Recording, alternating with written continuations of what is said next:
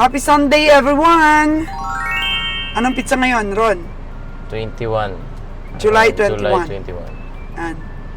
So, mag-harvest kami ni Ron's Farm Official ng kanyang Azula.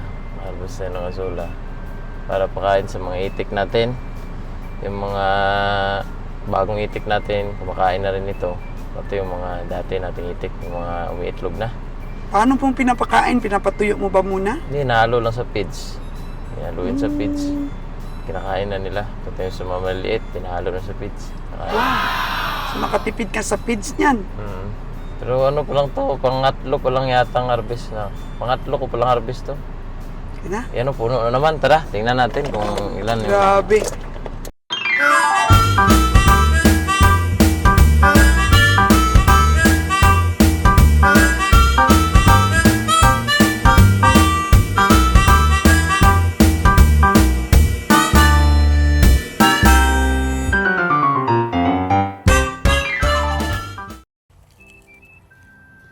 Pang ilang harvest mo na to, Ron? Pangatlo. Kaso yung unang dalawa, konti-konti lang. Kasi konti pa lang naman alaga natin at di naman pwedeng purong Azula yung ating ipapakain sa kanila. Pero tingnan nyo mga kagandang buhay, oh. Napakarami na nila. Ano na, healthy. Kailan last mong harvest ito? Ilang araw pa lang, nakakaraan. May isang linggo? Wala din, wala naman. Araw lang, siguro mga 4 days, ganyan. Ito lang yung problema kaso dito, maraming itlog ng palaka. Ano? Itlog ng palaka. Uy! Pinapasok na ng palaka? Ano bang sukat nitong ginawa mo na to? Ano ito? 5x5 itong isa, tapos yung isa naman doon sa kabila, 5x6. Oh. Medyo malaki-laki din ano ito, no? Oo. Ginastos natin. Oo, malaki-laki rin ito gastos. Ito, mga ano ng palaka yan, oh. Uy, may itlog ng palaka. Itlog ng palaka yan. Oh, no! So mag-harvest ako nito, yung ginagamit ko lang, meron ako ditong parang tikbo eh. Hindi ko alam kung saan na nila nilagay. Yung tikbo ko ay ito. Ito lang yung ginagamit ko dito pang harvest. Oh. Kasi hindi pa ako nakagawa ng ano, parang catcher ba yan? Pero parang hindi pa sila dikit-dikit ba? Parang konti pa lang. Hindi, okay na yan. Harvest Parang na lang. giant ito, no? Oo, medyo malalaki-laki. Ay, parang maganda nga itong klaseng ano, Azula. Hindi mo nga makita sana yung... Gaano karaming dumi ng baka ang nilagay mo dito? Marami, ilang wheelbarrow yung nilagay ko ditong ano ng baka. Dito lang ako nag-harvest ng last. Itong side. Ito lang na side. Ditong side lang ako nag-harvest ng last. Pero ang sabi mo sa akin, ninakaw. Kumuha lang naman siguro ng pangtanim. Kasi dito ako nung nakaraan, i-harvest ko na sana kasi marami na. Tapos, nung pagka-umaga, parang Kumunti. hindi ko naman kinunan. Kumunti. Oh, no! Magic. Magic. Magic kayo, mga Grabe, kailangan no? Talagang kumuha sila ng pangbini nila. Dapat nagpaalam lang rin. Oo, Respeto lang ba? Bibigyan naman eh, kung magpaalam eh. Bibigyan naman natin. Pero mas masaya sila yung hindi nagpapaalam. Basta-basta na lang sa sandok. Hindi naman Dito tayo, sa mga tanim mo. Oo, di naman tayo madamot dito. Bibigay naman tayo talaga. Tama yan. May mga tao talagang mas masaya yung basta na lang kukunin yung pinaghirapan ng iba. Walang respeto ba? Wala. Ano? Anong tawag dito? Giant Azula rin pa rin. Azula? Azula pa rin yung tawag niya. Oo, pero malalaki. Malaki siya. Depende rin siguro sa ano. Pero parang maluwag pa siya, hindi pa siya dikit-dikitan. Oo, hindi ko naman pinapadikit talaga. Kasi ano lang naman yan. Sinusunod rin kasi. Na-harvest rin naman. Saan ka ba bumili ng ano nito? Doon pa ako bumili Similya. sa Balete. Buti nalaman mo kung saan doon meron. Naghanap ako sa mga marketplace, naghanap-hanap. Ayun, nakakita naman ng ano. Pag bumili ba, magkano? Tigano nito yung kilo, 50 pesos. 50 pesos. So, ilang kilo yung naging bini mo? Ilan lang? Ilang kilo lang yung binili ko. 5 kilos lang yung 5 kilos. starting. Oo. Yun ngayon, yan, napakarami na yan. Ilang harvest na. Actually, bago pa lang ito. Nung ano pa lang ito, July 8. July 8 pa lang ito, ma. So, ano na ngayon? 21. So, meron na siyang 2 weeks. Bilis dumami, lalo na mataba ang tubig. Oo. Dahil sa mga dumi ng baka. Yung pataba natin ito is dumi ng baka talaga. Magkano halos ang gastos mo dito sa pagpagawa? Nilang semento nito yung ubos, 30. Dami pala. Oh, 30. Kasi naka-flooring ano. Oh, flooring to. Ganito lang to pero malaki ang gastos nito. Mm. May mga 20 mil ba ang gastos nito? Sobra. Meron siguro to. Sobra siguro dahil ang ano Bayad mo pa, eh. bayad sa panday. Bayad sa panday. Dito medyo dikit-dikit na sila, oh.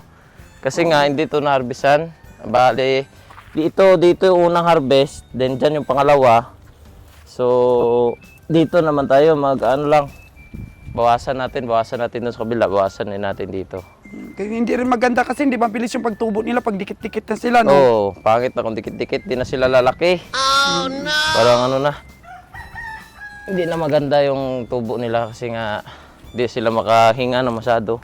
Yung ginastos mo dito sa pagpagawa, matagal mong pakinabangan. Oo. Tipid ka talaga sa feeds. At maganda naman yung pagkagawa nila, di naman nasisira ba? Hindi dumadaw yung tubig. So, nga, pinapadrainan ko pa ito kung masyadong malakas yung ulan. Kasi napupuno. At itong net na to, ipapaulit ko pa ito. Kasi gawa ito ni engineer. Hindi na perfect pa. No, hindi na, Temporary. hindi niya kinaya. So yun, harvest tayo mga kaganda buhay. Okay. Kunin ko muna yung sako. Malaki yung kanyang piraso. Wow. Harvest tayo. Ang ganda, oh. Ang ganda po mga kagandang buhay yung azula. Yan. Ang lalaki. Sa susunod, gagawa na talaga ako ng ng pang nito, dakot. Wala ka pang pangdakot kasi. Wala pa, bago pala kasi, hindi ko naman expected na ganito agad siya. Nadadami agad ng ganito. Wow. Naku, lumilitaw yung mga dumi ng baka. Grabe pagkain nila, dumi ng baka, no? Maganda yung pagkatubo o dumi ng baka. Maganda talaga pagkatubo, oh. Tapos pag ginanon ko, madadakot mo yung dumi ng baka. Pero di ba nabilad na itong dumi ng baka? Oo, nabilad na yan. Kaya hindi na yan siya acidic. Yan, isang sako yung harvestin natin. Oh. Wow. Tipid na yan sa feeds. Ako magpagawa rin ako, ah. Para sa? Para sa amin, sa aming baboy. Oh, pwede. Paggawa rin ako mga kagandang buhay kahit medyo gumastos-gastos ka. Pero at least, Matagal na sana itong project na to na simulan. Kaso lang po, nung grabe yung init, namatay yung mga merong alagang azula dito sa amin. tama. Nahirapan ako ng hanap ng similya. Mahirap talaga. Kahit saan ako. Kahit nga sa eskwelahan namin, naubos. Yung mga malapit lang dyan na gusto mag-alaga, ay contact mo na si mama. 50 pesos lang po kada kilo para magkaroon kayo ng similya. Ano nyo ito? 5 kilos lang po ito. Yung pinagsimulan ito. Ilan po lang itong araw? Weeks, 2 weeks. Wala pa akong 2 weeks. Siyempre, may time pa dapat sa pag-recover nila. So ganito na lang ang matitira. Kunin Ganyan. mo na lang yung Oo. Oh. Actually, manipis pa dito yung sinimulan nito. As in, manipis lang talaga kasi malaki tong pond na to. Laki. 5 kilo nito. Ano lang yun? 5x6 ito? Ito, 6x6 to. Ay, 5x6 yung sa 5 by kabila. 6 yung sa kabila. Bali, ano lahat to? 11 by 12. Oh, ang ganda. Ang ganda, ang lalaki. Tapos ang tataba, oh. Maganda yung Oh, grabe talaga. So, sarap na sarap yung mga alagang baby. Ay, grabe. Ubus nila to. Mamaya ng gabi, sabihin ko, wag na sila i-feeds. Wow! Ganyan. Oo, dito naman tayo. Medyo okay na yan. Dito naman tayo sa kabila. Oh, dito naman tayo dadakot. Huwag na muna mag-page kasi marami ito.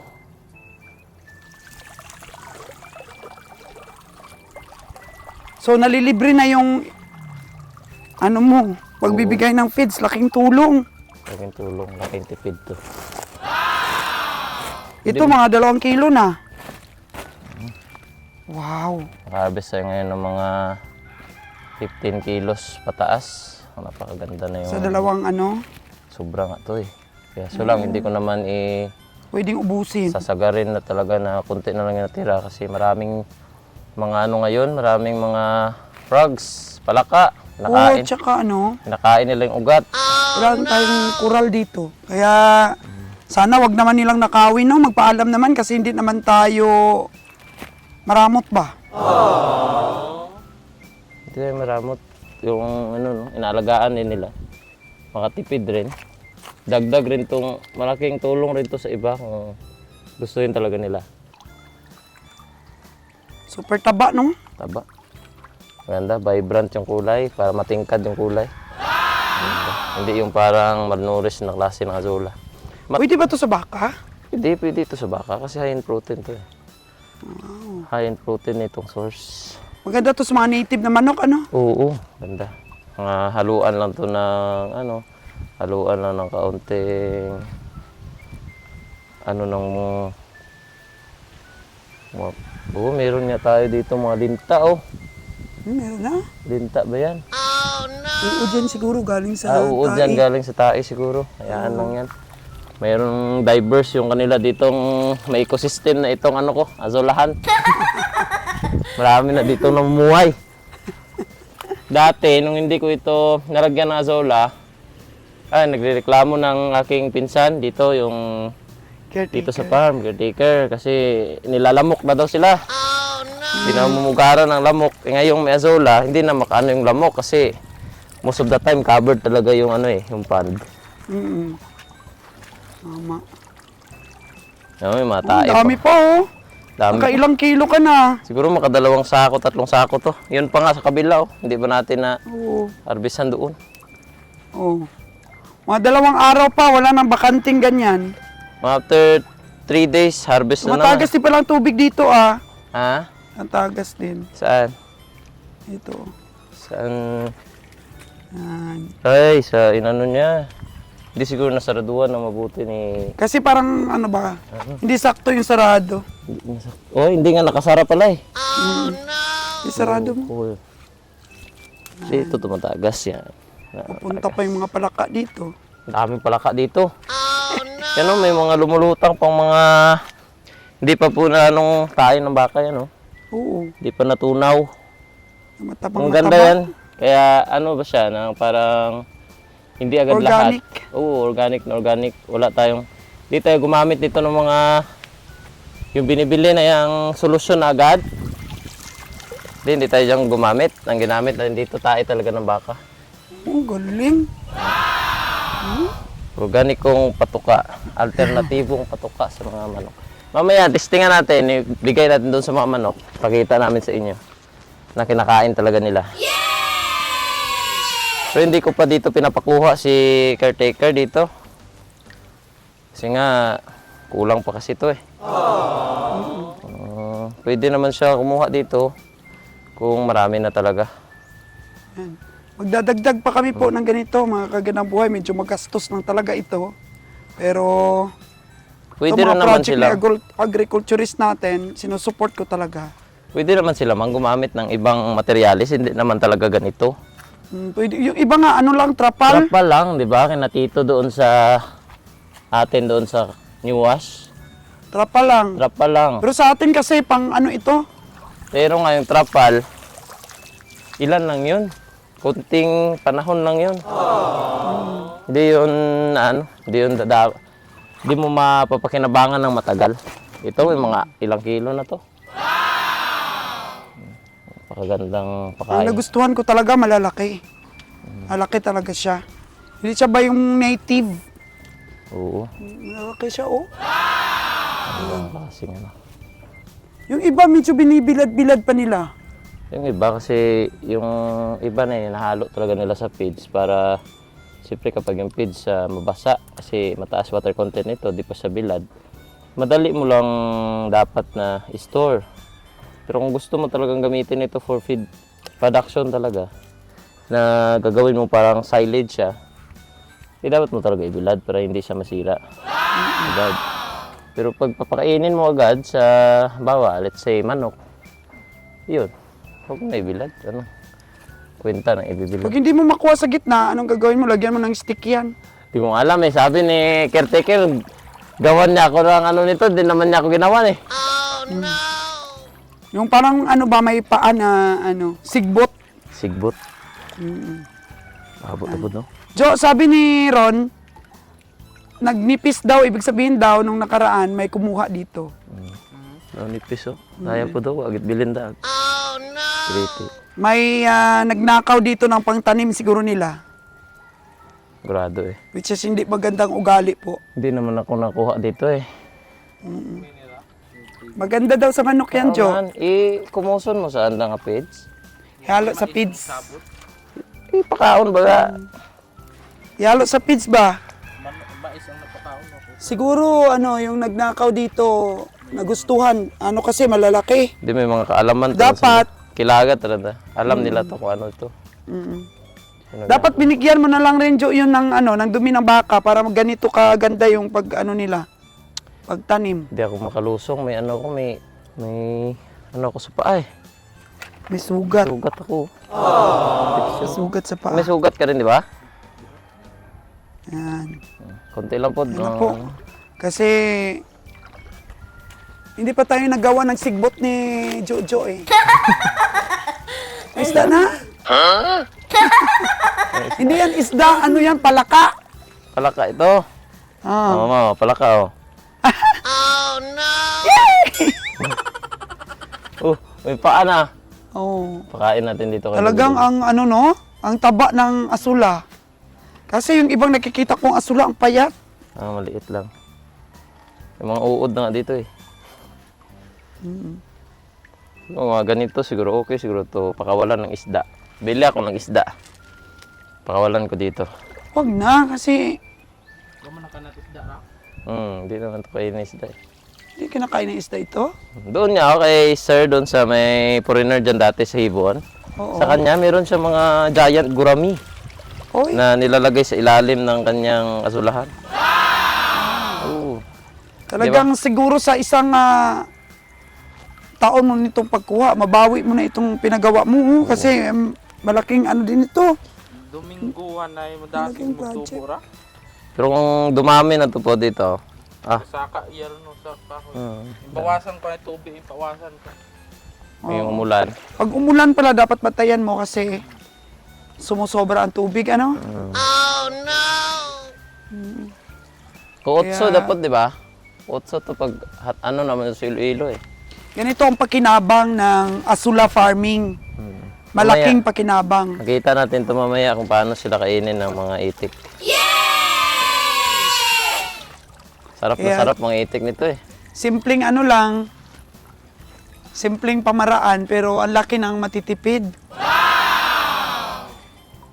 Yeah, sana yung mga viewers natin ron sa vlogs natin for today na nakita nilang nag-harvest tayo ng azula, ma-inspire din sila na gumawa ng ganito ba? Try natin mamaya. Tangki-tangki. Try natin mamaya sa baka. Sa baka. Try natin. Try natin sa baka para Try at lang. least Mataas protein ito eh. at least kahit mamuhunan ako sa pagpagawa nito, Sa manok gitarang itlog. Oh, manok, baboy. malaki ang Kaon, baboy, mabigay ganun. na sustansya sa ating mga baka. Sa mga itlog mo, no? Nami ba? Taas may protein na. Taas talaga ang protein nito. Oo. Crude protein. So, ito, bawasan mo pa. Bawasan yan, no? Marami na yan. Didikit-dikit na yan. didikit-dikit na. Mahirap na matubo. O dito, konting bawas na lang. Oo, ang dami Ang pa. dami pa sana, no? Naka isang sako na tayo. Dati ang konti lang nito, no? Oh, giriti lang. Oh, pilaw, tara. Akong binuo nga ito po. Paano? Dapat may screen po, mga kagandang buhay. Para Ma'am, ulan na ma'am. Ano ka? Dito ka ako sa sanit. ang galing. Ang galing po mga kagandang buhay itong Azula farming natin. Ito po do. Kampi po do. Matataba pala yung Azula sa ano? Tain ng kalabaw. Tae Ano, baka? ng baka. Tayo ito ng baka puro. Wala tong halo. Oo.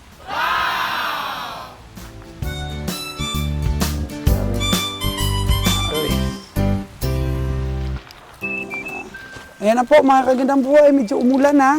Tayo ito na lang muna ma ah. Ito na muna kasi medyo umulan. Mulan. Lakas. Oo. Ito na lang muna po. Ano? Ayan po, dala na natin yung ating Azula. Pakain natin sa mga baka. Mamaya na lang daw sila mag-harvest ulit ng para po sa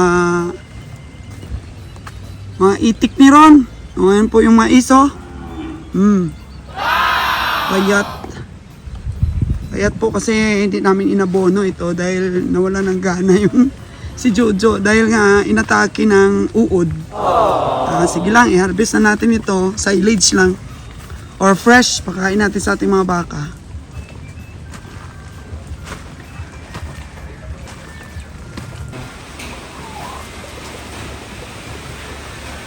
Oh.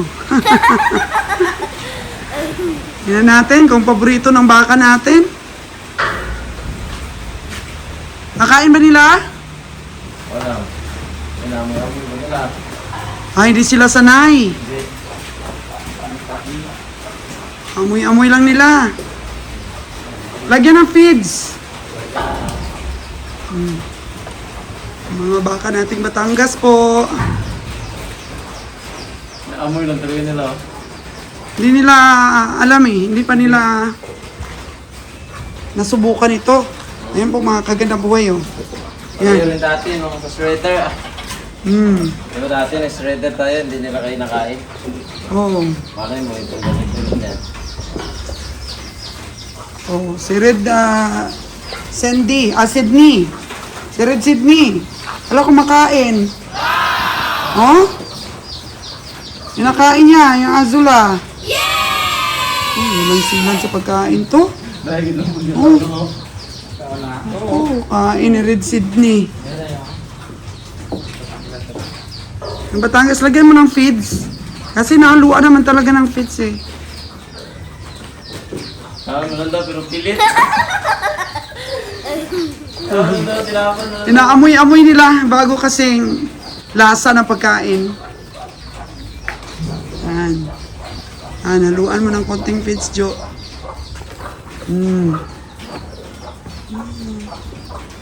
Saan na sila?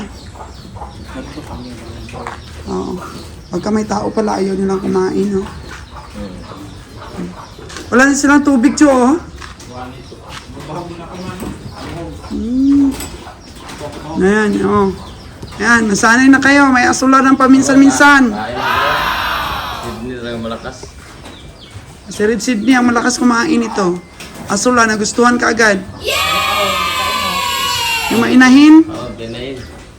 yung mainahin ron na panpatining. Ano bang klaseng pagpatining ang ginagawa mo nito, Jo? Dapat marami talaga pagkain.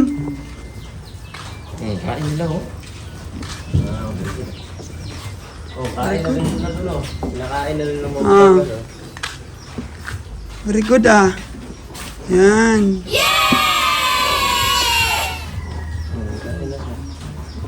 Pero perfect talaga ito sa itik, Ron, no? Oh, itik, nakabadlis talaga kumain itik nito.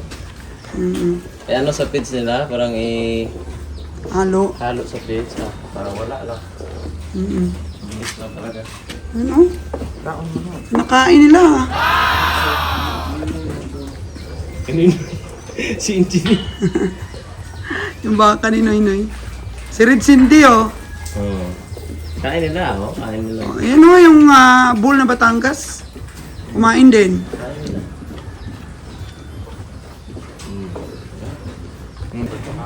Feeding time na kasi ng ating mga bakang Batangas. Tinesting lang ni Ron yung konti po na Azula. Testing lang ito. Oh, kainin nila. Pero actually, dadalhin niya to sa itik. Kulang pa yan sa 80. O, tingnan mo, binigyan ni Jojo ng nasanayan nilang damo. Ayun, Mm. kainin na. Yan. Nakasanayan nilang damo, oh. Oh.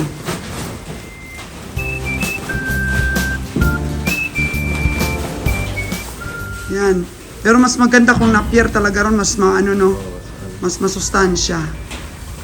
Kaya sa mais, Jo, araw-araw, ah. Para marbis na kot mais. Oo, harvest ka ng mais. Araw-araw. Para pag pwede ng taniman ng napier, harvest tayo ng napier doon sa pinagkukunan natin. By 3 months, pwede na tayo makaharvest ng napier.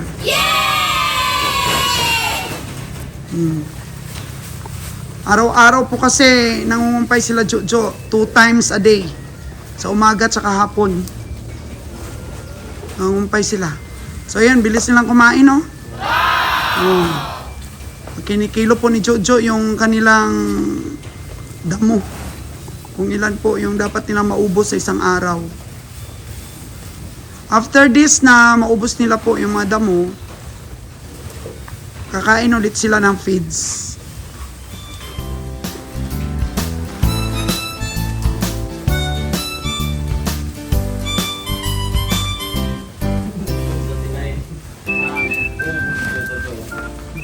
So, yung may gusto lamang po si Rida Sydney at saka yung dalawang inahin na for fattening doon ng Azula ni Ron.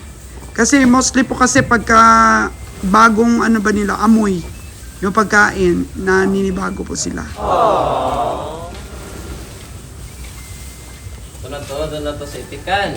Diretso to sa itikan. Etika na lang. Itong natira.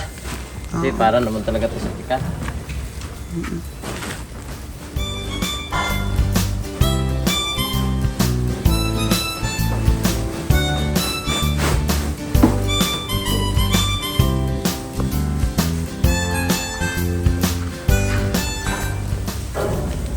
Wala nang problema yung bibili dito sa ating mga baka Batangas. Ang lakas kumain.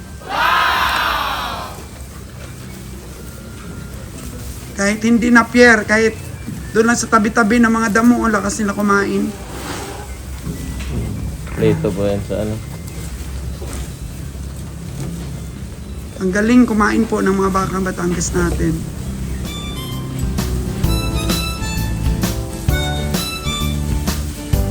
Sino? Si Creamy White at si baka ni Engineer malapit na magkasing laki. Oo nga. Ito, si Creamy White bata pa to. Ah. Ito si Bless na to, yung mga isang taon na sinunod ko dito. Wala pa. Wala pa ba? Yan, itong bull na to na binibenta natin, lakas kumain. Kasi mayayain sa tao to. Kaso lang mahihain sa tao pagka alam niya may tao, ayan. Ayaw niya. Hindi siya kain na marami kung may tao. Pero pag pabayaan mo lang siya, halimbawa pagkatapos bigyan, hayaan na lang, lakas kumain. Mahihain po. So, mamaya, umpisahan na ni Jojo yung pag-cut ng ating mga mais. Nasubukan mo na, Jo? Naamoy-amoy rin nila mais? Oo. Subukan na lang. Mamaya, amoy-amoyin nila yung mga mais. Kasi ito, nakasanayan na nila, oh. Pero ang napier, Jo, malakas din sila kumain, ano? Mas masustansya talaga ron ang napier kaysa dito.